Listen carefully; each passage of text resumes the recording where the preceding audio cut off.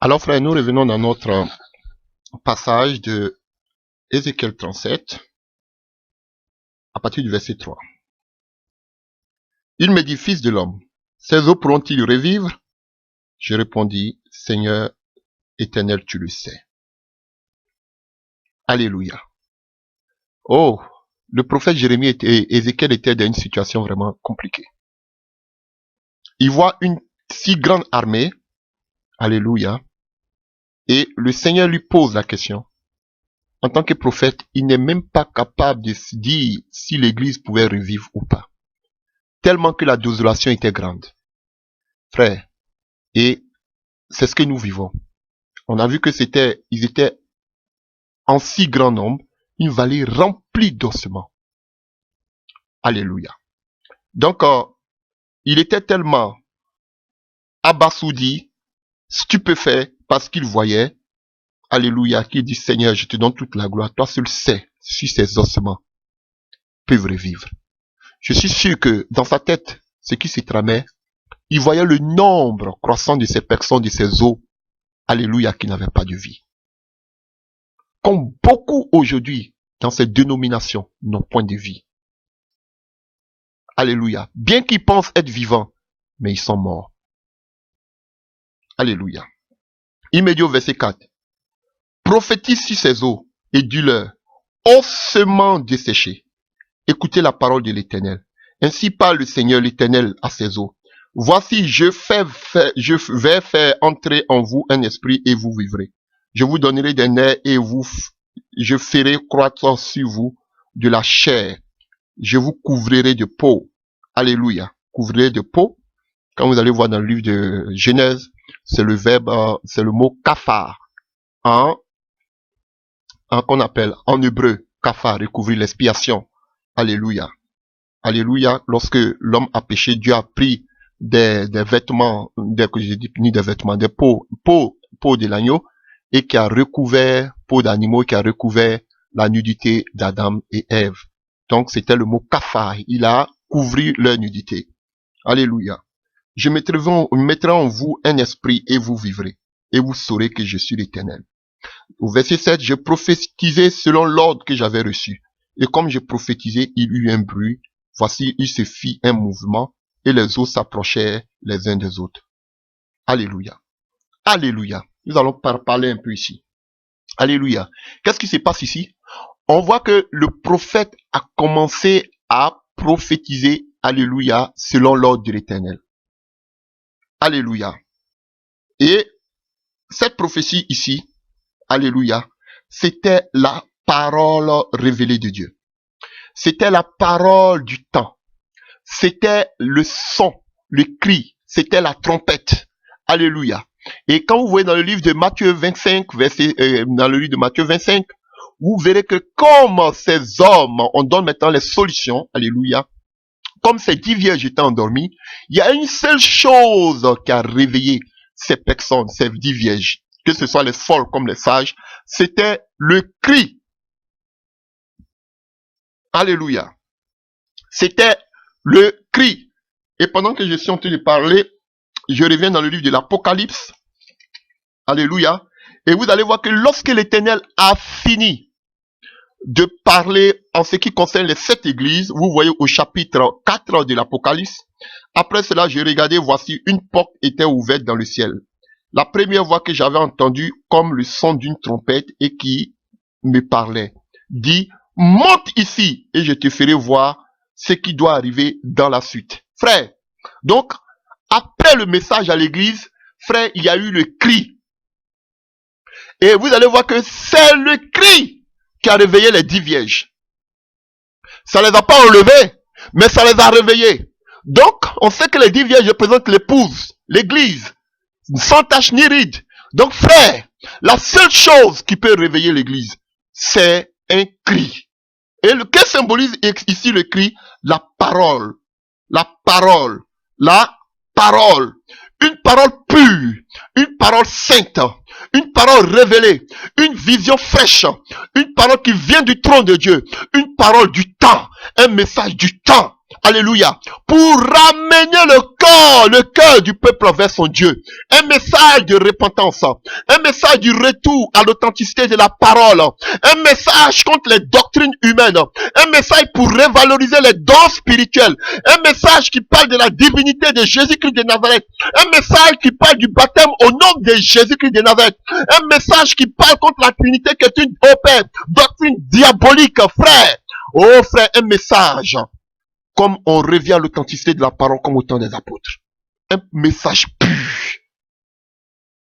Frère, voici ce message. Un message qui nous amène à quitter notre dénomination, nos doctrines humaines, qui nous fait sortir de ces organisations humaines, qui nous font sortir de ces sociétés humaines pour obéir à la grande commission qui est d'aller dans tout le monde entier faire des disciples. Voici ce message, un message à la véritable repentance, comme au temps qu'on appelle des Actes des Apôtres 2, verset 36 à 37 à 38. Repentez-vous, un message de repentance. Voici le message de l'heure. Et il dit, pour que ces gens-là puissent revivre, il faut un message de l'heure. Il faut un cri. Chers frères et sœurs, il faut un cri d'un message du retour à la parole authentique, comme autrefois. À la parole, alléluia, sans faille ni défaut, à la parole de la repentance, alléluia, pour qu'il y ait une véritable métanoïa dans la vie des gens. Frère, voici ce message que le Seigneur a dit à Ézéchiel de prophétiser. Frère, sans cette prophétie, sans cette parole, l'église va rester toujours dans son déclin. L'église va toujours rester dans sa mort. Frère, c'est pourquoi Dieu suscite l'esprit des prophètes. Voilà pourquoi Dieu suscite des personnes qui n'ont pas fléchi genoux devant Baal, la gloire de ce monde. Voilà pourquoi Dieu suscite un petit troupeau. C'est en qui il met son esprit, un esprit nouveau, l'esprit des prophètes afin de crier, frère. Il faut un message pour montrer que l'église s'est endormie. Il faut un message pour montrer que l'église de Dieu a dévié. Il faut un message pour réveiller l'église de Dieu. Il faut un véritable message de repentance. Un véritable message d'abandon de soi. Un véritable message de l'amour de Dieu, de l'œuvre de Dieu. Un véritable message pour quoi? Le message de l'évangélisation. Et c'est en ce moment-là que l'église va commencer à se réveiller. C'est en ce moment-là que l'église va sortir de son sommeil. C'est lorsque il y a eu le cri, voici l'époux, frère, que les 10 vierges ont commencé à se réveiller. Frère, voici l'époux pour dire un message qui parle du retour de Jésus-Christ de Nazareth. Un message qui dit l'époux à la porte, préparez-vous. Voici le message de l'heure. Voici le message que le peuple de Dieu doit attendre. Sanctifiez-vous. Le Seigneur à la porte, il n'est plus loin. Il revient bientôt. Alléluia. Il revient bientôt. Un message du retour de notre Seigneur Jésus-Christ de Nazareth. Alléluia. Voici le message de l'heure. Nous devons nous repentir, nous devons nous sanctifier. Alléluia, nous devons nous préparer pour le retour du Seigneur. Voici le message qui pourra réveiller l'église, qui pourra redonner vie à Christ, au peuple, au corps du Christ du moins. Frère, c'est ce message. C'est ce message. Alléluia. C'est ce message que Ézéchiel ici a prophétisé. Ils sont combien de personnes? Et Ézéchiel était seul pour pouvoir prophétiser sur toute, alléluia, toute cette armée, pour pouvoir prophétiser sur tous ces ossements desséchés. Il était seul pour pouvoir prophétiser sur toutes ces personnes, frères. Il n'y aura pas beaucoup de personnes qui pourra, éternel Dieu, qui pourront du moins prophétiser, parler de la part de l'éternel dans ces derniers temps. Ils sont rares. Combien de personnes annoncent ce message de la repentance? Combien de personnes annoncent le message de sortie des doctrines humaines? Oh, alléluia, de l'organisation humaine. Combien de personnes encore prêchent le retour du Seigneur Jésus-Christ? Combien de personnes ont encore l'amour pour les âmes, d'aller dans les coins les plus reculés du monde pour annoncer l'évangile? Combien de personnes, frère, ils ont plutôt l'amour des personnes qui viennent remplir les bancs tous les dimanches? Frère, combien de personnes ont encore l'amour, le zèle de l'évangile? Alléluia. Chers frères, et la Bible nous dit, verset 7, je prophétisais selon l'ordre que j'avais reçu. Et comme je prophétisais, il y eut un grand bruit. Et voici se fit un mouvement. Et les eaux s'approchaient les uns des autres. Je regardais et voici, il y eut les veins des nerfs, la chair crue, et la peau les couvrit par-dessus. Alléluia. Alléluia. Oh, alléluia. Vous voyez, frère, un bruit a commencé à se produire au milieu des ossements desséchés. Frère, ce message de la repentance, ce message du retour de Jésus-Christ de Nazareth doit avoir un impact puissant dans l'église de Christ, doit avoir un mouvement puissant dans l'église de Christ. Les écailles doivent tomber. Alléluia, frère. Oh, maintenant la repentance doit commencer dans la vie. Un bruit doit se faire entendre, se faire sentir au milieu de l'église. Frère, je vous dis la vérité. Ce message doit amener la repentance. Ce message doit amener, frère, une véritable métanoïa. Ce message doit envoyer un changement de mentalité, frère. Oh, je vous dis la vérité. Un bruit se fit entendre avant que l'esprit ne descende, frère. Alléluia. Au temps des actes des apôtres, avec les apôtres, on dit un bruit se fait entendre, frère. Un bruit qui n'a que le commencement, qui n'a que le commencement de ce que Dieu est en train de bâtir, de ce que Dieu est en train de faire. Frère, ce n'est qu'un bruit qui commence. Frère, mais ce n'était pas, ce que Dieu attendait, mais c'était seulement qu'un commencement. Il y a eu un bruit, quelque chose a commencé à changer, les écailles ont commencé à tomber, la vérité a commencé à toucher le cœur, la conviction de péché a commencé dans le cœur de l'église de Christ, frère. Oh, alléluia. Un mouvement, un bruit, frère. Un bruit. Et un mouvement. Le bruit, c'est suivi du mouvement. Frère, parce que l'église ne reste pas statique. L'église doit bouger pour annoncer ce mouvement. Oh, l'église doit bouger pour annoncer cet évangile du retour du Seigneur. L'église de Dieu doit bouger. Frère, l'église doit sortir de ce temple, bouger. L'église commence à se réveiller. Frère, petit à petit. Et un mouvement, oh Père, un mouvement commence à s'opérer. Un mouvement commence à s'opérer, frère. Oh, Jésus-Christ de Nazareth. Oh, les eaux ont commencé à s'approcher des uns des autres. L'unité, frère, l'unité a commencé. L'unité a commencé, frère. Comme au temps des apôtres, l'unité, ils étaient un et tout ce qu'ils faisaient ressuscitait. Frère, ils avaient la même manière de voir. Ils avaient la même vision. Car deux personnes ne peuvent pas marcher ensemble s'ils n'ont pas la même manière de voir. Frère, ils étaient un. Ils étaient unis. Frère, le message de la parole de Dieu dans l'union sera une bombe pour réveiller ces ossements desséchés. Mais frère, ne partons pas en rang dispersé. Je vous dis la vérité. Je vous dis la vérité. Voilà pourquoi ce message jusqu'à aujourd'hui, vous pouvez dire que vous avez atteint. Oh Père, je vous dis, vous avez atteint, vous pouvez vous réjouir que vous avez atteint le sommet. Mais je vous dis, cela ne bouge pas. Cela n'a pas d'effet escompté que cela doit avoir, frère. Parce que vous allez seul au combat. Vous allez seul au combat. Frère, c'est seulement qu'un bruit. C'est seulement qu'un bruit. Mais on doit avoir un mouvement dans les quatre sens, dans les quatre coins cardinaux, dans les quatre directions, au Père de ce monde. On doit avoir un mouvement. Mais lorsque une seule personne se lève, c'est seulement qu'un mouvement à sa personne, frère. Je vous dis la vérité. Un grand bruit doit se produire. Un grand mouvement doit se produire. Frère, je vous dis la vérité. Alléluia. Alléluia. On nous dit ici, frère, les os s'approchaient les uns des autres. Frère, la tête n'était plus là. La tête était de l'autre côté. C'était des ossements. Père, frère, je vous dis la vérité. qu'on appelle les pieds étaient de l'autre côté. Mais la Bible dit qu'il y a eu un mouvement. Ils ont commencé à s'unir. Frère, l'unité a commencé pour devenir plus fort, car deux veulent mieux que un.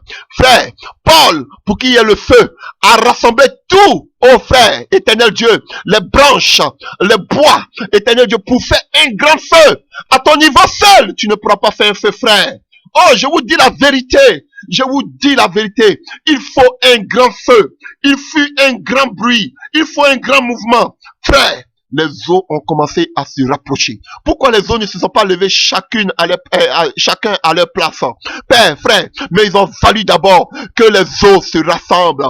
Il a fallu d'abord l'unité de l'armée. Il a fallu d'abord la stratégie de l'armée. Frère, si vous partez en rang dispersé à l'armée, vous allez échouer. Mais lorsque l'armée s'unit, l'armée devient plus forte. Je vous dis la vérité. Lorsque l'armée s'unit, l'armée devient plus forte. Frère, je vous dis la vérité. Vous voulez voir le réveil, à moins que vous ne croyez pas. Mais je vous dis qu'il aura ce réveil. Je vous dis qu'il aura ce réveil.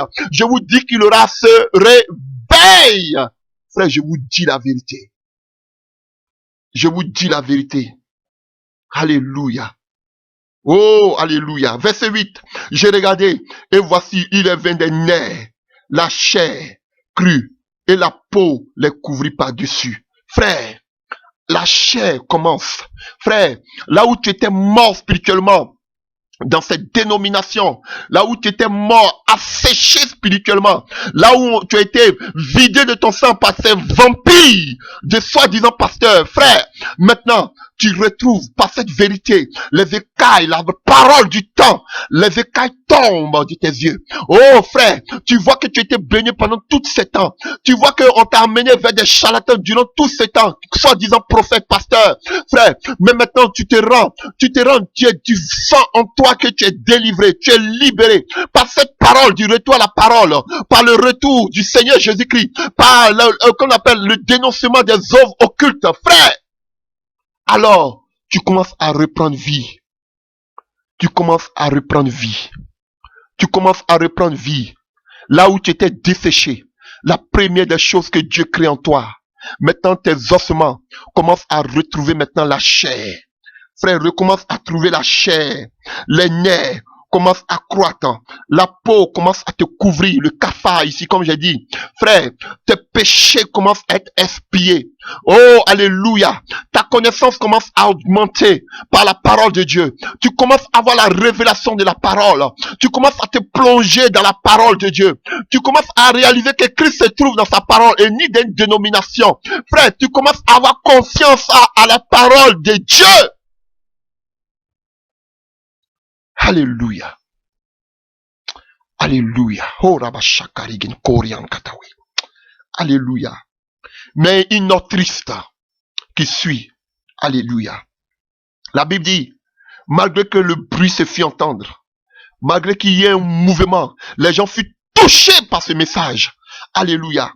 Malgré que, oh, ils ont commencé à être un, ils ont commencé à avoir l'amour, à se soutenir, à se souder, pour que cette œuvre parte de l'avant. Il y a une note triste. Alléluia. La Bible nous dit ici. Alléluia. Au verset 8. Mais il n'y avait point en eux d'esprit. Mais il n'y avait point en eux d'esprit. Frère, malgré la vision que nous avons, malgré cette révélation fraîche que nous avons, malgré cette vérité biblique que nous prêchons aujourd'hui, malgré le fait de dénoncer les œuvres occultes, de dénoncer les pratiques humaines dans l'église, frère, malgré de parler du retour de Jésus, malgré de parler de la divinité de Jésus-Christ de Nazareth, quand vous allez voir dans l'Apocalypse, juste après, comme j'ai dit, en Apocalypse 4, là où il y a eu la trompette qui a sonné, automatiquement, Jean a eu la vision de Dieu, de Jésus-Christ de Nazareth, assis sur le trône, la divinité de Jésus, frère.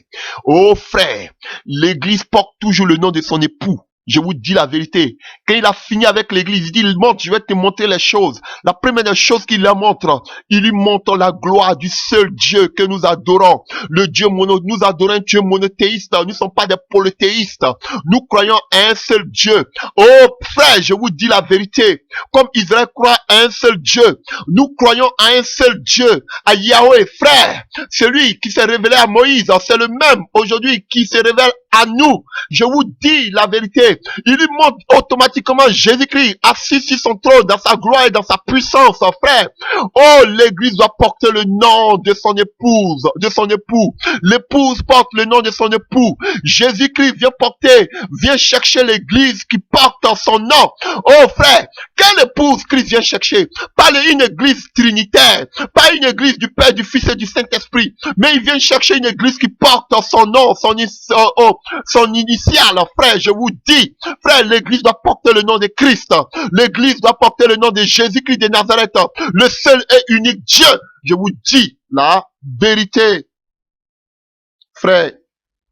Mais la Bible nous dit, mais ils n'avaient point d'esprit en eux. Malgré qu'ils ont reçu cette parole de vérité, malgré qu'ils soient sortis de cette vallée des ossements desséchés, de cette congrégation, de cette société chrétienne, dite chrétienne, frère, c'était une première délivrance du système, parce que la délivrance, elle peut être d'un démon, comme aussi du système duquel nous pouvons être aussi délivrés. Tu étais délivré de ce système mondain, de ces organisations païennes mondaines. Oh frère, qui se sont introduits depuis, alléluia, depuis, qu'on appelle après la mort des derniers apôtres, l'église était paganisée, frère, jusqu'à aujourd'hui, organisée de façon humaine jusqu'à aujourd'hui. Frère, tu es sorti de ce système. Tu as embrassé la véritable parole, qui est du retour à l'authenticité de la parole, qui est le retour à la véritable repentance, qui est de se sanctifier, de se mettre à l'écart, de sortir de ce genre de choses, de ce monde, de se préparer pour l'époux qui vient chercher son église. Alléluia. Tu prêches le message, tu as l'amour. Frère, tu as commencé à donner tous tes biens, tu as commencé à te consacrer à Dieu, tu as commencé à laisser Dieu te remplir de sa puissance, frère. Tu as commencé, frère, à t'unir avec les frères. Tu as commencé à voir les écailles tomber de tes yeux. Tu as embrassé la véritable parole. Tu ne mettais plus la confiance maintenant aux dénominations, mais tu mettais ta confiance dans l'intimité et dans la parole, frère. C'est beau. Mais la Bible dit que malgré que cette armée avait reçu la chair, elle était encore morte parce que elle n'avait pas encore l'esprit. Oh, alléluia. Quelle tristesse. Et cela me rappelle, alléluia, la parole dans le livre de Matthieu. C'est là la différence. Dans le livre de Matthieu. Alléluia. Oh, alléluia. Frère, voyons deux images. Ça me rend triste. Alléluia. Alléluia. Je vais faire une comparaison entre deux personnes dans le Nouveau Testament. Frère, ça me rend triste. Alléluia. On peut se vanter d'avoir la parole du temps. Nous sommes le mouvement de Dieu du temps. Nous avons la vision du temps. Nous avons la parole du temps. Frère, mais nous sommes morts encore. Alléluia. Jésus-Christ ne vient pas chercher une église morte, ni une église tiède. Frère. Et c'est ce qui s'est passé ici dans le livre de Matthieu 3. Matthieu 3. Matthieu 3. Lisons à partir du verset 1. En ce temps-là parut Jean-Baptiste, prêchant dans le désert de Judée, et disait, répentez-vous car le royaume des cieux est proche. Jean-Baptiste prêchait le même message que nous prêchons. Et Jean-Baptiste aussi commence par quoi? La repentance, la métanoïa. Il prêche la repentance comme nous. Jean-Baptiste prêche le royaume de Dieu comme nous le prêchons aujourd'hui. Alléluia. Et il dit, Jean est celui qui avait été annoncé par Ésaïe le prophète lorsqu'il dit, c'est ici la voix de celui qui crie dans le désert. Préparez le chemin du Seigneur, aplanissez ses sentiers. Jean-Baptiste criait comme nous, aujourd'hui, nous crions. C'était le premier de la vision dans le nouveau. Frère, il criait la repentance. Alléluia. Il parlait du royaume des cieux. Il criait, préparez le chemin du Seigneur. Encore, il parlait du retour du Seigneur. Comme nous, aujourd'hui, nous parlons. Alléluia. Jean avait un vêtement de poil de chameau et une ceinture de cuir autour des reins. Alléluia. Jean-Baptiste ne portait pas les costumes, comme cette vision le dit. Jean-Baptiste n'était pas quelqu'un qui avait l'apparence qui roulait dans les grosses carrosses. Comme nous, aujourd'hui, nous le prêchons. Nous prêchons aujourd'hui la prospérité. Il n'était pas quelqu'un qui était dans la prospérité. Il prêchait ce même message que nous prêchons. Alléluia. Il se nourrissait de sauterelles et de miel sauvage. Alléluia. Il n'était pas orgueilleux, il était humble. Il était un serviteur. Alléluia. Il ne mangeait pas les caviar. Alléluia. Il était humble. Et il faisait l'œuvre de Dieu. Il prêchait même dans la Judée. Même dans le désert, il prêchait. Il partait annoncer l'évangile comme nous partons aujourd'hui annoncer l'évangile. Donc Jean-Baptiste était celui-même qui avait la vision. Ah frère, oui. Et ce n'est pas fini. Les habitants de Jérusalem et de toute la Judée et de tout le pays des environs du Jourdain se rendaient auprès de lui et confessant leurs péchés et se faisaient baptiser par lui dans le fleuve du Jourdain. Vous avez vu? Ce message, il a crié. Ça a créé la repentance. Il y a eu du bruit. Et il y a eu quoi? Un mouvement. Les gens sortaient. Oh, alléluia. Il y a eu un mouvement. Les gens quittaient de partout. Pour faire quoi? Le bruit qu'ils ont entendu qu'il y avait un Jean-Baptiste qui était où? Qui était dans les montagnes. Frère, le bruit s'est répandu. Et qu'est-ce que les gens? Il y a eu mouvement. Et il y a eu mouvement. Les gens quittaient de partout pour aller jusqu'à voir Jean-Baptiste dans le Jourdain. Frère, auprès du Jourdain, il y a eu un mouvement. Et là-bas, les gens ont trouvé quoi? Les gens ont commencé à voir les écailles qui tombaient. Les nerfs, la chair a commencé à pousser sur les os. Parce qu'ils étaient encore dans les ossements, ils étaient encore dans la mort spirituelle de la loi. Frère, alléluia. Et on nous dit quoi? Au verset 7. Alléluia. Au verset 6 du moins, on dit que les gens se repentaient de leurs péchés. Il y avait une repentance, une métanoïa véritable lorsqu'il prêchait ce message. Mais qu'est-ce qui se faisait? Il baptisait encore même les gens comme nous baptisons aujourd'hui. Alléluia. Ah! C'est puissant. Oh, j'aime Jésus. Il baptisait comme nous. Alléluia. Et au verset 7, voyant venir à son baptême beaucoup de pharisiens et de sadduciens, il a dit race de vipères. Il dénonçait les pharisiens et les sadduciens, comme nous dénonçons les faux pasteurs, les faux prophètes. Jean-Baptiste aussi le faisait. Il dénonçait.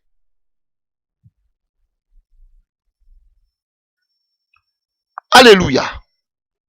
Oh, je vous dis la vérité. Alléluia. Oh, alléluia. Au verset 11. Moi, je vous baptise d'eau pour vous amener à la repentance, à la métanoïa. Mais celui qui vient après moi est plus puissant que moi. Et je ne suis pas digne de porter ses souliers. Lui, il vous baptisera du Saint-Esprit et de feu. Voici tout le problème de Jean-Baptiste. Jean-Baptiste a fait tout l'œuvre comme nous la faisons aujourd'hui. Mais il avait un seul problème. C'est qu'il n'a pas travaillé avec l'Esprit de Dieu. Il a dit que lui-même, il est limité. Que celui qui vient après lui est plus puissant que lui. C'est lui qui va baptiser d'esprit et de feu. Lui, voilà où s'arrêtait son ministère. Frère, et c'est à cela que beaucoup d'entre nous sont arrivés. Ah oui, frère. Qui sont encore au message de Jean-Baptiste. C'est la même vision que Jean-Baptiste a prêché. Il a dénoncé, il a baptisé, il a annoncé le retour du Seigneur. Tout, c'est le même message. Alléluia. Mais Jean-Baptiste s'est arrêté au niveau de l'Esprit de Dieu. C'est là que beaucoup aujourd'hui, beaucoup sont tellement complexés parce qu'ils ne manifestent pas la gloire, les dons spirituels. Et pour eux, c'est la vision. On va se repentir, on va rester chez nous à la maison, ça suffit pour nous. Ils sont comme des gens. Ils sont arrivés là au niveau de Jean-Baptiste. Ils ne veulent pas aller loin. Frère, mais tu es tiède. Et Dieu te vomira. Ah oui, frère, tu es tiède. Et Dieu va te vomir. Je vous dis, l'église qui va être enlevée, c'est une église qui est remplie du Saint-Esprit. Vous pouvez me traiter vous pouvez traiter ça d'hérésie ou bien des doctrines, des doctrinaires ou je sais pas quoi. Voici ça, c'est là que beaucoup sont arrivés comme Jean-Baptiste. Jean-Baptiste avait tous les traits de ce message que nous prêchons. Mais il a arrêté Allah. Frère, vous pouvez dire que vous avez la parole. Vous pouvez dire tout.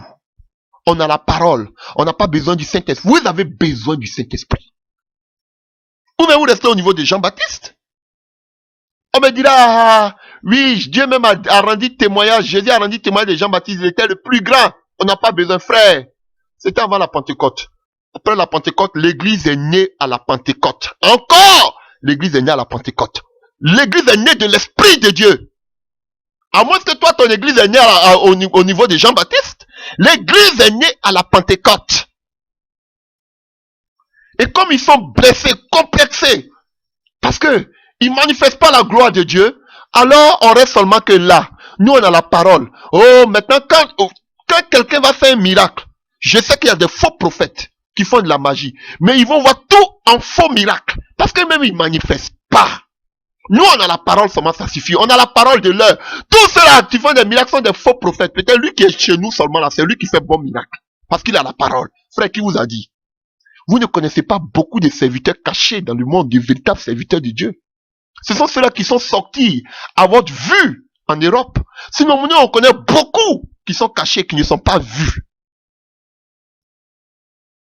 Ah oui, frère. Donc, autant le message seulement ne suffit pas, frère. Le message seulement ne suffit pas. Sinon, vous allez mourir comme Jean-Baptiste qui n'a jamais fait de miracle. Pourtant, il prêchait ce message, mais il était limité. L'Esprit de Dieu n'était pas là. Lui-même, il a dit, c'est quand Jésus va venir, c'est lui qui a baptisé d'esprit et de feu. Lui, non, quelqu'un qui est plus grand que lui. Donc, frère, ma soeur, ne sois pas complexé. Parce que ne t'arrête pas seulement à cette parole. On a le message, ça suffit. Oh. On n'a pas besoin de chercher la puissance. On n'a pas besoin de chercher les dons. On n'a pas besoin de chercher ceci. On a la parole, ça suffit. Dieu est dans sa parole. Ça, c'est pour te consoler. Ça ne suffit pas. Et je vais te donner la différence. Alléluia. Allons-y dans le livre des Actes des Apôtres. Alléluia. Oh, j'aime Jésus.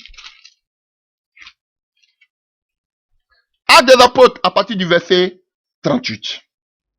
37. Après avoir entendu ce discours, ils eurent le cœur vivement touché. Et il dit à Pierre et aux autres apôtres, hommes frères, que ferons-nous? Pierre dit, repentez-vous. Même chose comme Jean-Baptiste l'a dit. La métanoïa. Jean-Baptiste aussi a commencé par la repentance. Pierre commence par la repentance. Alléluia. Et que chacun de vous soit baptisé au nom du Seigneur Jésus-Christ. Alléluia.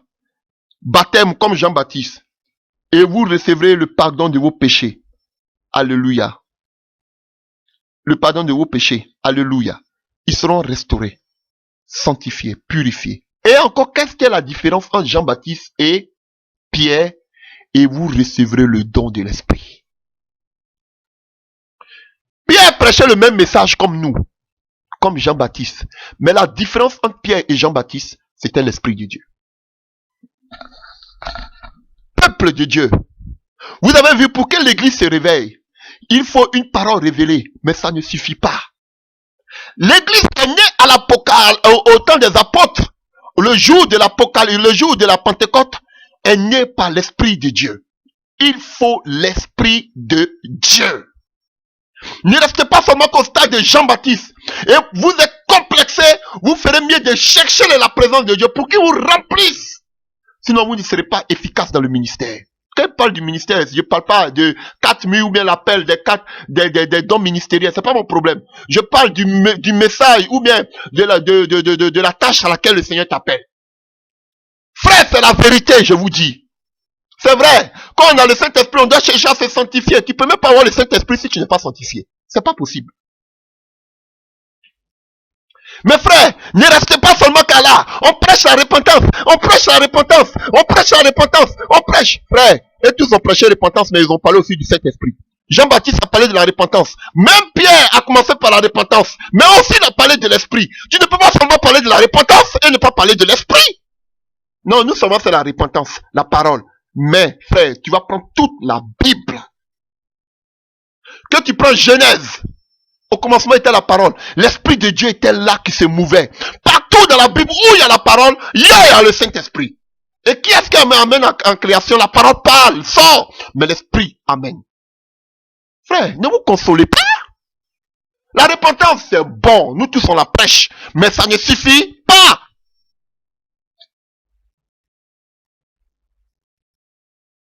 Sinon vous prêcherez la repentance tout en étant mort. Alléluia. Quand Ananias et Saphira ont péché, frère, ils vivaient tous dans la sanctification.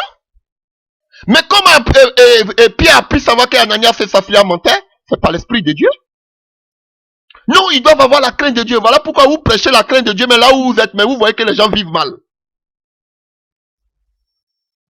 Ils ont prêché la repentance. Mais la différence entre Jean-Baptiste et Pierre, qui avait le même message, c'était le Saint-Esprit.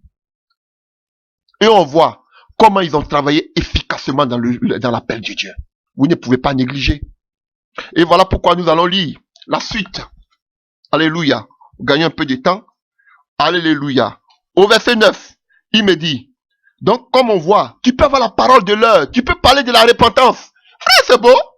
C'est très beau, j'encourage. Mais on dit qu'il n'avait point d'esprit en eux.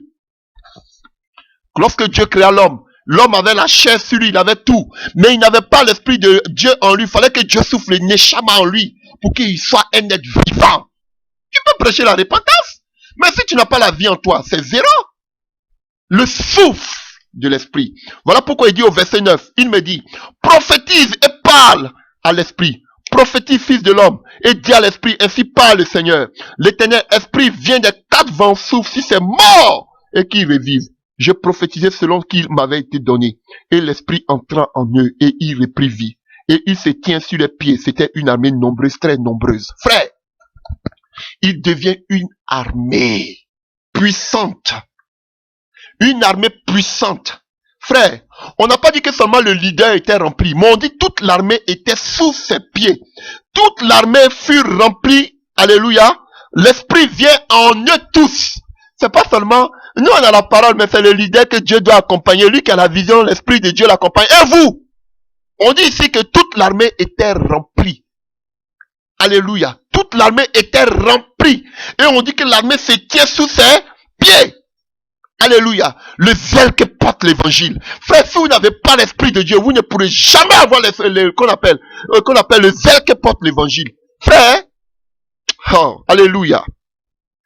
Je vais vous faire une petite révélation. Frère, vous voyez, on nous dit ici que, dans le livre d'Ézéchiel, qu'ils étaient tous sur les pieds. Et on sait qu'Éphésiens 6 nous dit, alléluia, que le zèle que porte l'évangile. Si tu n'as pas l'esprit de Dieu, tu peux pas avoir le zèle. Je vous dis, une des causes de la mort spirituelle encore dans l'église de Christ, c'est la négligence du Saint-Esprit. La négligence du Saint-Esprit. Regardez quelque chose. Prenons le livre des Actes des Apôtres 2, à partir du verset 12. Acte 2 à partir du verset 12. Ils étaient tous dans l'étonnement, et ne sachant que penser, ils se disaient les uns aux autres, que veut dire ceci? Mais d'autres se moquaient et disaient, ils sont pleins de vin doux. Alors Pierre se présentant avec les 11 éleva la voix et les parla en ces termes. Hommes juifs, et vous tous qui séjournez à Jérusalem, sachez ceci, prêtez l'oreille à mes paroles. Ces gens ne sont pas ivres, comme vous le supposez, car c'est la 3e heure du jour. Mais c'est ici ce qui a été dit par le prophète Joël. Alléluia. Dans les derniers jours de Dieu, je répandrai mon esprit sur tout chair. Vos filles et vos filles prophétiseront, ces jeunes auront des visions et vos vieillards auront des songes. Oui, si mes serviteurs et mes servantes, en ce jour-là, je répandrai de mon esprit et ils prophétiseront. Frère, et prenons le livre d'Éphésiens 5 à partir du verset 16. Rachetez le temps car les jours sont mauvais. C'est pourquoi ne soyez pas inconsidérés, mais comprenez quelle est la volonté de Dieu, du Seigneur. Ne vous enivrez pas de vin, c'est de la débauche. Soyez au contraire remplis de l'esprit. Alléluia. Frère, vous voyez pourquoi on fait toujours allusion, lorsqu'on parle du Saint-Esprit, à l'ivresse? Vous êtes une fois posé la question. Ici, les apôtres étaient remplis du Saint-Esprit, on dit qu'ils étaient ivres. Et ici, Paul dit aux Éphésiens, dans le livre d'Éphésiens 5, à partir du verset 16, Alléluia, verset 18, ne vous enivrez pas du vin, c'est de la débauche, mais soyez au contraire plutôt remplis de la puissance du Saint-Esprit. Pourquoi ce lien? Alléluia. Pourquoi ce rapprochement entre l'ivresse, alléluia, et le Saint-Esprit? Et Pierre même disait, nous ne sommes pas ivres, mais nous sommes ivres du Saint-Esprit. Remplis du Saint-Esprit. Frère, regardez de façon naturelle, quelqu'un qui est ivre d'alcool, quelle est sa démarche? Quel est son comportement? Généralement, on voit que quelqu'un qui est ivre d'alcool, de vin, de bière, de quoi que ce soit, de je sais quoi, frère, la première des caractéristiques qu'il a, c'est quelqu'un qui n'a plus peur. Quand quelqu'un est ivre, il peut marcher au devant des voitures, il peut marcher sur la route comme si la route l'appartenait à lui seul. Il n'a plus peur, frère. Et si, quand tu as l'Esprit de Dieu, tu n'as plus peur d'annoncer l'évangile de Dieu. Mais comment tu ne peux pas avoir peur si tu n'as pas l'Esprit de Dieu? Si tu n'as pas l'Esprit de Dieu, tu vas avoir toujours peur d'annoncer l'évangile. Voilà pourquoi les disciples qui avaient peur, qui s'étaient barricadés, lorsque l'Esprit de Dieu est descendu sur eux, ils n'avaient plus peur, ils sont sortis de leur local où ils se cachaient pour annoncer l'évangile. Frère, c'est pourquoi. Regardez encore une autre caractéristique de quelqu'un qui est ivre de façon générale dans ce monde d'alcool. Alléluia. C'est quelqu'un qui dit ce qu'il a sur le cœur. Il y a des gens maintenant, ils veulent te dire la vérité, ce qu'ils ont sur le cœur, ils prennent de l'alcool. Frère, c'est comme ça. On n'a plus peur. Et oh, voilà pourquoi. Lorsqu'on lapidait Stéphane, comment on l'appelle, Étienne, lorsqu'on lapidait Étienne, parce qu'en allemand on dit c'est Stéphanus. Lorsqu'on lapidait Étienne, il était ivre du Saint-Esprit. On le lapidait, mais il pouvait regarder la gloire de Dieu. Voilà pourquoi il pouvait dire race de vipères. Les disciples pouvaient dire race de vipères. Qu'on appelle Jean-Baptiste pouvait dire race de vipères. Voilà pourquoi les apôtres n'avaient plus peur. Parce que quoi? Ils étaient ivres du Saint-Esprit. Regardez, vous-même remarquez, quelqu'un qui est ivre de façon naturelle, il n'a plus peur, il dit ce qu'il a sur le cœur. C'est de la même manière, on dit qu'ils se sont tenus sur les pieds, le zèle. Frère, lorsque tu as le Saint-Esprit, tu auras le zèle d'annoncer l'évangile. Tu n'auras plus peur d'annoncer l'évangile, mais tu auras toujours peur, tu vas toujours te barricader tant que tu n'as pas l'Esprit de Dieu. Restez, on a la parole, on vit dans la repentance, on vit dans la métanoïa. Voilà. Oh, toutes les églises sont babylonisées. Nous, on reste à la maison, on reste tranquillement. Ne sois pas rempli de l'esprit. La tiédeur, Dieu vomit. Ils avaient la parole, mais la Bible dit que l'esprit n'était pas en eux. Alléluia. Alléluia. Et quand nous lisons ce passage, la Bible nous dit que toute l'armée était remplie de l'Esprit de Dieu. Ils étaient tous sur les pieds. Tous ces chrétiens, frères, ils étaient remplis. C'était pas seulement le leader ou le général de cette armée qui était rempli, ou le commandant ou le colonel. Même les caporaux étaient remplis de la puissance de Dieu. Alléluia. Vous regardez seulement que le leader qui a la vision. Oui, va, on te soutient. Et vous n'êtes pas remplis de la gloire de Dieu? Vous avez besoin aussi de guérir les malades au nom de Jésus-Christ. Vous avez besoin de chasser les démons au nom de Jésus-Christ. Vous avez le droit de prophétiser au nom de Jésus. Pas toujours regarder le leader. Frère, que nous dit les Actes des Apôtres? Alléluia, 1 verset 15. La Bible nous dit que ces disciples-là, que femmes, hommes, ils étaient environ 120 personnes. La Bible dit que tous les 120 personnes furent remplies du Saint-Esprit. Les disciples étaient 12. Bon, avec Matthias qui s'est ajouté. Mais ils étaient 12. Mais toutes ces personnes, même Marie même qui était là, elle aussi, elle était remplie du Saint-Esprit. Frère, c'est pas ça, l'Esprit n'est pas seulement descendu sur les apôtres, mais descendu, même la pièce même était remplie de la gloire de Dieu. Même la pièce. Qu'est-ce que vous rencontrez? Frère, non, restons seulement au temps de Jean-Baptiste, prêchons, qu'on appelle dénonçons, mais on n'est pas dans l'esprit. Frère, l'église n'est pas née au temps de Jean-Baptiste, l'église est née au temps de la Pentecôte. Et vous avez besoin de l'esprit. Vous ne pouvez pas prendre la parole et dissocier l'esprit de Dieu. Là où il y a la parole, là il y a toujours l'esprit. Frère, l'armée doit être remplie puissante, quelles que soient tes défaillances. Et ça me rappelle l'histoire de David et ses 37 vaillants héros, soldats, Je crois que c'est dans le livre de 1 Chronique 11, ou puis 2 Chroniques 20, et 2 Samuel 23.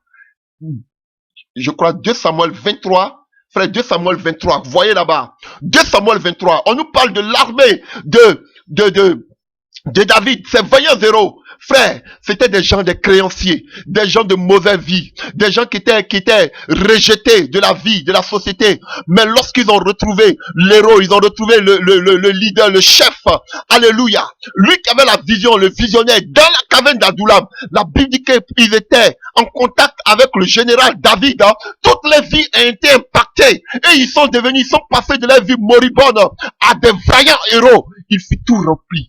De telle sorte que lorsque Moïse, et qu'on appelle David, avait besoin de boire l'eau qui était dans le camp, à la porte de Bethléem, mais on devait passer par le camp de Philistins. Frère, David était dans la caverne, il dit je vais boire l'eau qui est là-bas. Même ses soldats, un pouvait se lever pour aller prendre l'eau pour donner au général. Frère, c'est pas toujours le leader, celui qui a la vision qui doit partir. C'est pas celui toujours à qui Dieu a donné la vision qui doit toujours partir. David restait dans la caverne, mais ces vaillants héros pouvaient aller prendre de l'eau pour lui apporter, frère. Parce qu'en contact avec le général, ils étaient imprégnés de la puissance de Dieu qui était sur le général. Pareil pour Moïse. Toute l'armée était remplie de la puissance de Dieu. Vous ne pouvez pas négliger l'Esprit de Dieu, armée de Dieu. C'est lorsque il y avait la parole, mais ils n'étaient pas encore vivants, ils n'étaient pas prêts, ils n'avaient pas d'âme, ils n'étaient pas sur les pieds, ils n'avaient pas le zèle. C'est lorsque l'Esprit est descendu qu'ils ont eu le zèle. C'est bon de prêcher la repentance. C'est bon. Mais ne nous arrêtons pas là. L'église n'est pas venue, frère, à partir de Jean-Baptiste. L'église est née à la Pentecôte, le jour de l'effusion du Saint-Esprit. Et vous voulez délaisser le Saint-Esprit. Frère, c'est la sorcellerie. Vous êtes tiède et Dieu vous vomira. Dieu ne vient pas chercher une église morte. Voilà pourquoi Jésus pouvait dire en Acte 1, verset 8, attendez d'abord. Ne partez pas, ne bougez pas d'un iota. Ne bougez pas, ne faites pas le mouvement. Attendez, j'ai le souci des âmes. Mais pour être efficace dans l'appel que je vous donne, attendez. Attendez que vous puissiez recevoir cette puissance venant d'en haut. Voilà pourquoi les ministères sont morts. Quand je parle de ministère, ne le voyez pas comme un religieux. Alléluia. Quand je parle de l'appel que Dieu vous a donné. Voilà pourquoi l'appel dans votre vie, l'appel est mort. Est mort du moins. Excusez-moi pour ces lapsus. L'appel est mort en vous. Alléluia. Parce que vous n'avez pas reçu la puissance de Dieu pour que vous passiez partir. C'est quand ils ont reçu la puissance de Dieu qu'ils se sont tous debout sur les pieds. Ils étaient prêts. Le zèle. Ils avaient le zèle. Ils n'avaient plus peur pour le combat. D'aller gagner des âmes. Parce que c'est un combat. Mais vous n'avez pas l'Esprit de Dieu. Vous vous cachez toujours derrière le leader. Le leader est devant nous, on est derrière. Donc le jour que Dieu enlève le leader, c'est fini. L'œuvre est éteinte. L'œuvre est éteinte. Alléluia. On a vu que de Moïse est parti Josué, rempli. On a vu que d'Élie est parti Élisée. On a vu que de Jésus est parti les disciples. Mais vous, qui part? On la gloire qui était sur Élisée. Élie était sur Élisée. La gloire qui est sur le général doit se déverser sur le général, ce qu'on appelle tout le corps, toute l'armée. Mais vous laissez seulement que la gloire à votre niveau. Mais cela n'imprègne pas l'armée. Ce n'est pas possible. Il y a quelque chose qui ne va pas. Vous allez me dire que tous sont des Géazi. Il y a un problème. Il faut la puissance de Dieu. Tu as la parole comme Jean-Baptiste, mais tu n'as pas l'esprit. Ah oui, je te dis la vérité. Frère, et c'était ça le problème de l'église avec les 10 vierges. C'est l'église. Oui, elles ont vaincu. Pourquoi? Parce qu'elles avaient l'huile dans les lampes. Je vous dis, vous allez me dire que l'Esprit de Dieu te pousse vers la repentance. Je suis d'accord, mais je dis, quelqu'un qui n'a pas qui ne vit pas une vie de consécration, une vie de repentance, ne peut pas avoir l'Esprit de Dieu. Oh frère, je vous dis, vous allez dire, mais frère, il vit, parce que lorsque tu pèches, l'Esprit de Dieu s'en va. À moins que tu te repentes en même temps. Alléluia, c'est parce que les disciples étaient à l'écart de ce monde que Dieu les a remplis. Dieu dit, restez là, jusqu'à ce que l'Esprit descende sur vous. Et là, ils ont eu une œuvre puissante. Frère, voici les conditions. Une des causes pour lesquelles aussi l'Église est morte, c'est qu'on a négligé le Saint-Esprit. Le Saint-Esprit est à la porte, il est dehors de nos congrégations, de nos dénominations, de nos sociétés. Il n'est plus là. Alléluia. Oh, j'aime Jésus. C'est pourquoi, avant de finir, je vais comprendre un dernier passage dans le livre d'Ézéchiel 47. Vous connaissez, frère, ce passage. Vous connaissez ce passage. Oh, alléluia. Oh, alléluia. Ézéchiel 47, à partir du verset 1. Ézéchiel 47, à partir du verset 1. Oh, alléluia.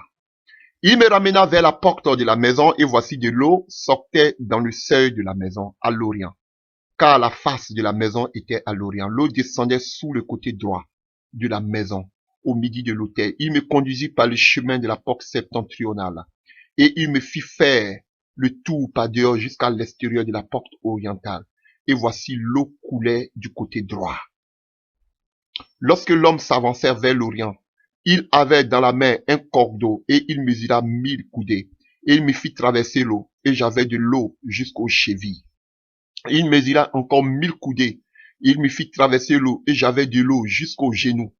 Il mesura encore 1000 coudées, et il me fit traverser, et j'avais de l'eau jusqu'aux reins. Il mesura encore 1000 coudées. C'était un torrent que je ne pouvais traverser, car l'eau était si profonde qu'il fallait y nager. C'était un torrent qu'on ne peut traverser, on ne pouvait traverser. Il me dit, as-tu vu, fils de l'homme? Il me ramena au bord du torrent. Quand il m'y ramenait, voici, il y avait aussi le bord du torrent, beaucoup d'arbres de chaque côté. Il me dit, cette eau coulera vers le district oriental, descendra dans la plaine et entrera dans la mer. Lorsqu'elle sera jetée dans la mer, les eaux de la mer deviendront saines. Tout être vivant qui se meut vivra partout où le torrent coulera, et il aura une grande quantité de poissons. Car là où cette eau arrivera, les eaux deviendront saines, et tout vivra partout où parviendra le torrent. Des pêcheurs se tiendront sur des bords, depuis En-Gedi jusqu'à En-Eglaim. On étendra les filets, et il y aura des poissons de diverses espèces, comme les poissons de la grande mer, et ils seront très nombreux. Ces marais, ces forces ne seront point assainies. Ils seront abandonnés au sel, sur le torrent. Sur les bords de chaque côté croîtront toutes sortes d'arbres fruitiers. Les feuillage ne se flétrira point, et les fruits n'auront point de fin. Ils mûriront tous les mois, parce que les eaux sortiront des sanctuaires. Leurs fruits serviront de nourriture, et les feuilles de remède. Je vous dis, c'est un enseignement encore pour Israël, mais qui est profond. Je peux faire par la grâce de Dieu, avec l'aide de Dieu, un enseignement là-dessus. Mais on va brièvement parler de ce passage qui est puissant. Frère, on nous parle, Dieu donne une révélation à Ézéchiel ici, et il nous parle de l'eau qui sort du seuil. Et on voit qu'on parle du côté droit. Comme Jésus-Christ, du côté droit, qui est la puissance de Dieu, la gloire de Dieu. Alléluia. La force agissante de Dieu. Alléluia. Pour ceux qui disent que Jésus est à la droite du Père. La droite du Père, c'est la force agissante de Dieu. C'est la gloire de Dieu. Frère, le côté droit. Frère, et on a vu que c'est du côté droit, on a percé le côté de Jésus-Christ de Nazareth, et de son côté est sorti le sang et l'eau. Frère, je vous dis la vérité, et l'eau est symbole de la puissance du Saint-Esprit. L'eau dans la parole, dans la Bible, frère, est le symbole du Saint-Esprit si tu nais d'eau et d'esprit. Frère, l'eau est symbole dans la parole de Dieu du Saint-Esprit. L'eau est symbole du Saint-Esprit dans la Bible. Alléluia. Oh, alléluia. Et la Bible nous dit qu'il a commencé à mesurer 1000 coudées. Frère, le temps dans lequel nous vivons. Alléluia. Le temps dans lequel nous vivons. Ça, c'est un message pour la fin des temps. Et on voit que, au verset 4, il me dit, il mesura, on parle d'abord du torrent. J'avais oublié. Qu'est-ce que c'est qu'un torrent d'entrée de jeu? Alléluia. On sait qu'un torrent, j'ai vu la définition dans le dictionnaire, c'est un cours d'eau de montagne.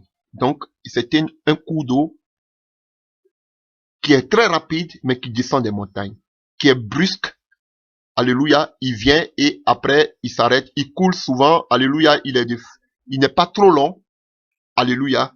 Et il coule vraiment en abondance. Et il est très rapide. Donc, souvent, il est impétueux. il est différent de la rivière du ruisseau. Alléluia. Et on sait que il s'assèche pendant l'été et que à la saison des pluies, il grossit. Donc, comme je dis, il parvient des montagnes.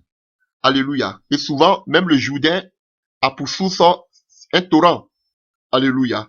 Et dans le torrent, on peut jeter toutes choses mauvaises, nauséabondes, tout déchet dans le torrent qui les emporte. Alléluia.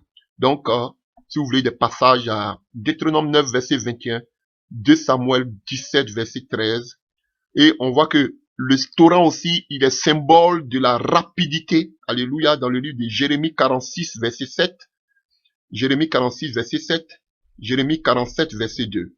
Alléluia. Vous pouvez voir. Et on voit que c'est quelque chose d'inconstant, le torrent. Il est inconstant. Alléluia. Il varie. Dans le livre de Job 22, à partir du verset 16. Alléluia. Le torrent représente, il est une image de l'abondance et de la puissance, le torrent. Donc, vous pouvez le voir. On voit ça dans le psaume 119, verset 136. Dans le livre de Proverbes 18, verset 4.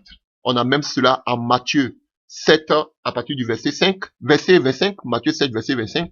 Ceux qui ont bâti, alléluia, leur maison sur le sable et le torrent est venu, ça les a emportés. Donc, frère, le torrent, alléluia, c'est une eau qui descend des montagnes. Alléluia. Il va progressivement, mais à une rapidité. Alléluia. On peut pas maintenir le torrent parce qu'il change. À la saison sèche, il s'assèche. À la saison des pluies, il devient grand. Alléluia. Donc, on peut pas maintenir le mouvement de l'esprit qui vient des montagnes, qui vient de là-haut, qui vient de la gloire de Dieu. Et on nous dit que ce torrent-là, alléluia, qui était déjà au début une petite eau. Il avait jusqu'aux chevilles. Et il mesurait encore 1000 coudées. Et cela arrivait jusqu'aux genoux. Il mesurait encore, ça arrivait jusqu'aux reins. Et après, ce torrent-là est devenu, frère, une grande eau et profonde. Alléluia. Un torrent qu'on ne pouvait plus traverser. Frère, que représente le torrent? Le torrent, frère. Le torrent. Alléluia. On voit que l'eau symbolise le Saint-Esprit. Ça symbolise les différents niveaux du Saint-Esprit. Qui vous dit que dans les derniers temps, frère, la cheville, aux chevilles, le torrent qui était aux chevilles, vous allez voir que depuis nos ancêtres, depuis le passé, qu'on appelle l'ancienneté, le torrent n'était qu'aux chevilles, jusqu'à ce que le torrent arrive, frère, maintenant qu'on appelle aux genoux, jusqu'à ce que le torrent arrive qu'on appelle aux reins, jusqu'à ce que maintenant on ne pouvait plus, le torrent est devenu profond, frère. Oh frère, je vous dis, on ne pouvait plus marcher dans le torrent, maintenant il fallait nager dans le torrent.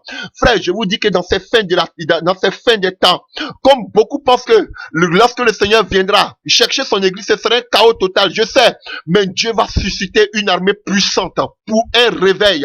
Vous avez vu que à la dernière qu'on appelle cette dernière forme cette dernière image du torrent, frère, la Bible nous déclare qu'on ne pouvait plus, qu'on ne pouvait plus marcher dans le torrent, mais il fallait qu'on fasse quoi? On nage dans le torrent. Frère, je vous dis, en cette fin des temps, l'onction va doubler, l'onction va tripler, la gloire de Dieu va se manifester et des petits seront loin, des grands seront loin, des femmes seront loin. Un réveil puissant va se produire. Je vous dis la vérité, frère. Je ne vous mens pas. Dieu me l'a montré. Je vous dis, Dieu va manifester sa gloire en ces fins de temps. La puissance de Dieu va se faire démontrer. Je vous dis la vérité. Oh, je vous dis, car Dieu a toujours pris appui sur sa parole pour appeler à ses desseins ce qui n'existait pas. Il est puissant, frère. Il a toujours pris appui sur sa droite. Il n'a jamais compté sur quelqu'un. Je vous dis la vérité. Frère, ce torrent, cette petite eau, ça va progressivement, mais elle va grandir.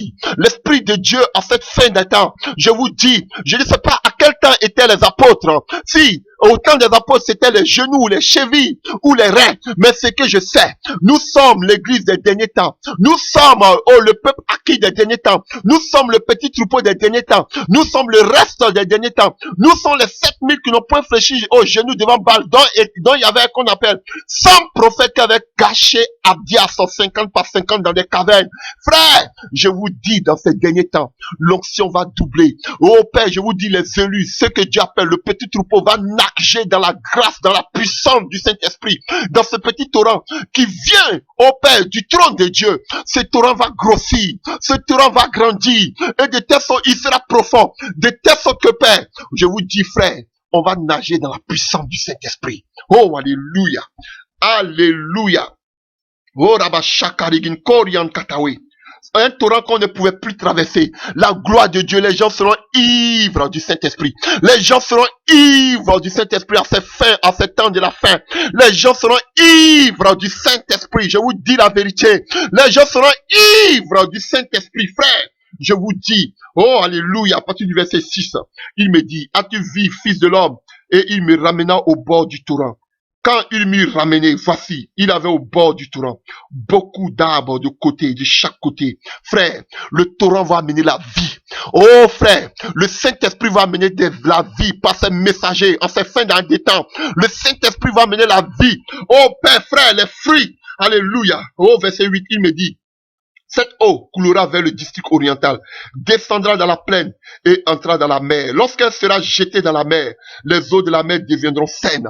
Frère, le mot mer, les grandes eaux en grec, c'est le mot thalassa, le lieu de chaos. Frère, je vous dis, lorsque, frère, le Saint-Esprit par ce canal, par ce canal, par le petit troupeau, par le reste, oh, je vous dis que les hommes, le monde entier verra le souffle de Dieu, la gloire de Dieu. Frère, oh, je vous dis, et la Bible nous déclare que le monde verra la gloire de Dieu, la puissance du Saint-Esprit. Les gens seront délivrés, les gens seront restaurés, les gens seront guéris de leurs infirmités par la puissance du Saint-Esprit. Frère, je vous dis la vérité. Frère, le petit torrent va grandir.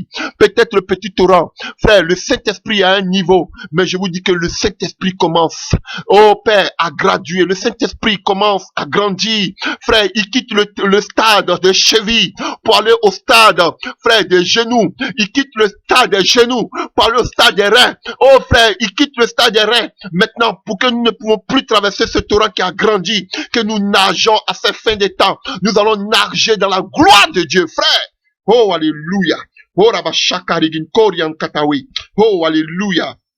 Verset 9. Tout être vivant qui se meut vivra partout, le torrent coulera. Frère, nous serons vraiment le sel de la terre. Par nous, je vous dis, on amènera la vie là où il y a la mort. Frère, alléluia, la puissance de Dieu. Frère, alléluia, le torrent coulera et il y aura une grande quantité de poissons. Les poissons, on sait que Jésus a dit à Pierre, je te ferai pêcher de poissons.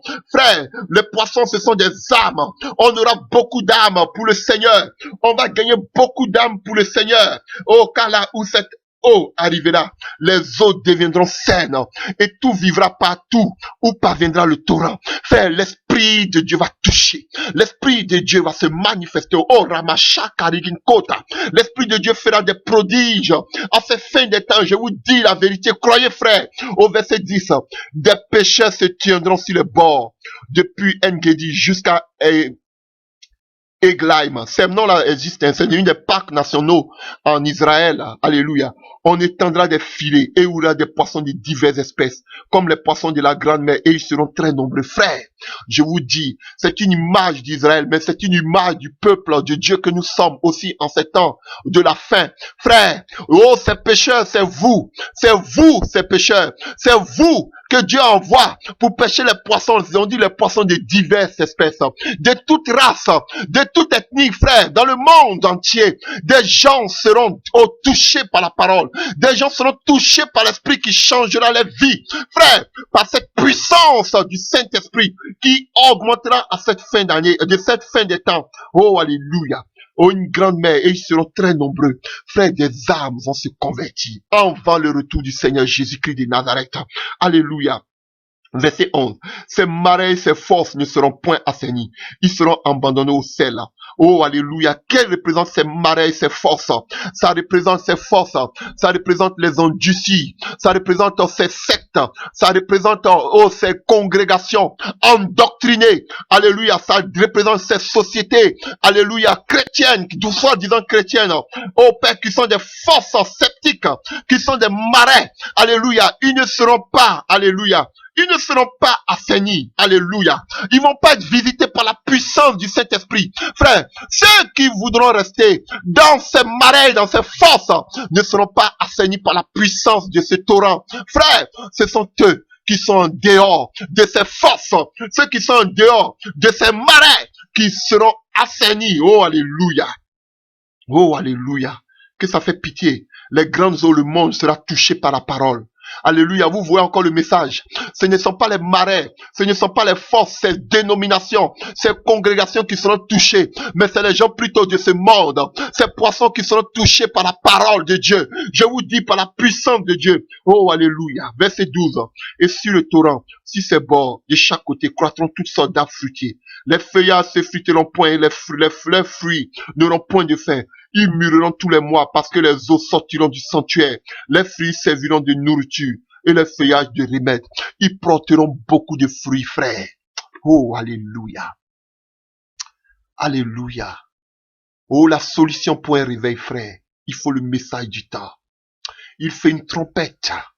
Oh, il fait le message de la repentance. Il faut le message du retour du Seigneur.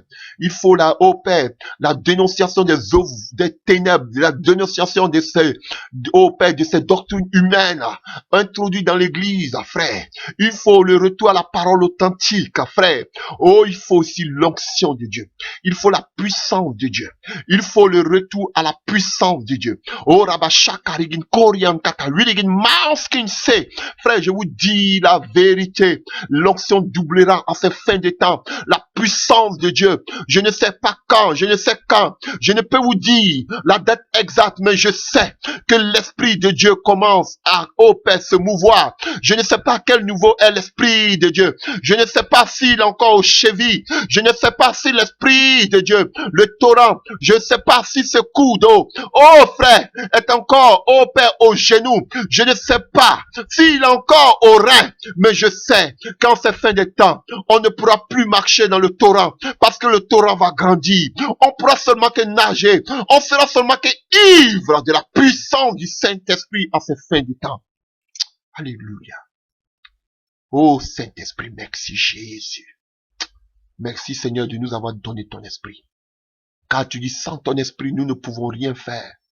Oh, alléluia. Nous avons besoin de ton esprit pour nous diriger dans la vérité, pour nous consoler, pour nous, oh Père, convaincre de péché, oh Saint-Esprit, pour nous rendre ivres de ta puissance. Seigneur, c'est fin des temps, nous attendons ton esprit.